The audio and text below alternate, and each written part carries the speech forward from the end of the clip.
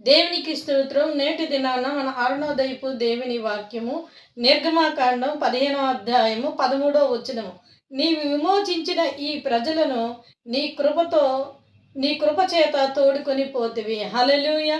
ప్రియమైన దేవుని బిడ్డ, ఆ దినాన ఇశ్రాయేలు ప్రజలను దేవుడు విమోచించాడు ఐగుప్తు బానిసత్వం నుంచి. కానీ నేటి దినాల్లో దేవుడు మన జన్మత కర్మత పాపాల నుంచి ఆయన విడిపించాడు కనుక ఆయన కృప మనకి తోడుగా ఉంది. ఆ కృపతో ఆయన మనల్ని నడిపిస్తున్నాడు. హల్లెలూయా. నువ్వు దేవుని యందు విశ్వాసం ఉంచి ఉన్నావా? ప్రభు అయిన యేసుక్రీస్తు వారి వైపు నువ్వు చూస్తున్నావా? నాకు ఎవరి తోడు లేదు, ఎవరి సహాయము లేదని నువ్వు బాధపడుతున్నావా? అయితే ఈ దినాన దేవుడు నీతో మాట్లాడుతున్నాడు. ఆయన కృప నీకు తోడుగా ఉంది. ఆయన కృపతో ఆయన నిన్ను నడిపిస్తున్నాడు.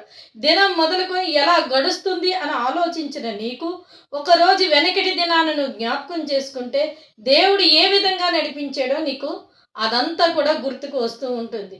ఎందుకు అంటే ఆయన కృప నీ మీద ఉన్నది. హల్లెలూయా. కనుక దేవుని కృపలో నువ్వు సాగుతున్నావు. ఆ యొక్క పౌలు అంటాడు, ప్రభువా నా శరీరంలో ఈ ముళ్ళుంది తీసివేయి అంటే నా కృప నీకు చాలును అంటారు ప్రభువారు.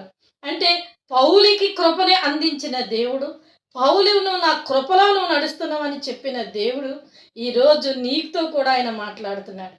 నేను నిన్ను నా కృప చేత నేను నిన్ను నడిపిస్తున్నాను కనుక నువ్వు భయపడవద్దు, దిగులు పడవద్దు. నా కృపలో నేను నిన్ను నడిపించి నేను త్వరలోనే ఆశీర్వదించి దీవించి అనేకులకి ఆశీర్వాదకరంగాను దీవెనకరంగాను నిన్ను మార్చబోతున్నానని ఆయన తెలియచేస్తున్నారు.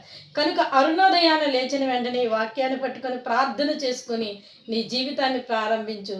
త్వరలోనే ఆయన కృప నిన్ను ఉన్నతమైన స్థానానికి తీసుకెళ్ళబోతుంది. ఆమేన్.